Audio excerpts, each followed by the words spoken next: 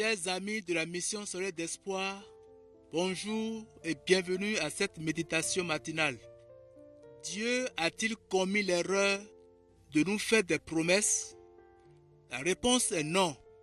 Si certains d'entre nous ne bénéficient pas de ces bénédictions, cela n'est pas la faute de Dieu. Que nous dit l'apôtre Paul à travers son épître aux Éphésiens? Suivons donc. Le Dieu et Père de notre Seigneur Jésus-Christ nous a bénis de toutes sortes de bénédictions spirituelles dans les lieux célestes en Christ. La méditation de ce jour est titrée « Grave erreur ».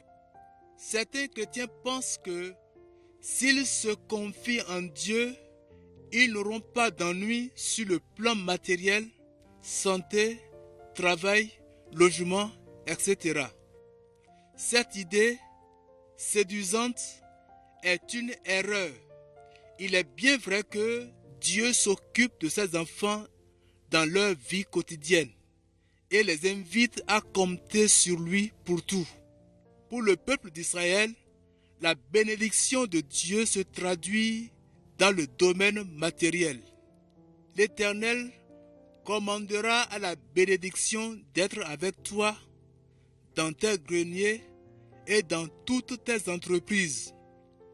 Il te bénira dans le pays que l'Éternel ton Dieu te donne. Deutéronome 28, le verset 8. Au contraire, les chrétiens sont du ciel. Leurs bénédictions sont spirituelles et célestes. Un chrétien peut être malade ou pauvre, et pourtant heureux, en pensant aux bénédictions qu'il possède en Jésus-Christ. Dire que la maladie ou les soucis que Dieu permet dans ma vie quotidienne sont une marque de désapprobation est fausse. C'est contraire à l'enseignement du Nouveau Testament. L'apôtre Paul a subi le froid, la faim, la prison et 1000 autres difficultés. 2 Corinthiens le chapitre 11, le verset 23 à 27. Pourtant, n'était-il pas particulièrement béni par Dieu? Ce n'est pas parce qu'il nous arrive un accident, un ennui de santé ou de difficultés financières que Dieu retire de nous sa bénédiction. Au contraire, il veut nous attirer plus près de lui et nous faire du bien à travers tout ce qui nous arrive.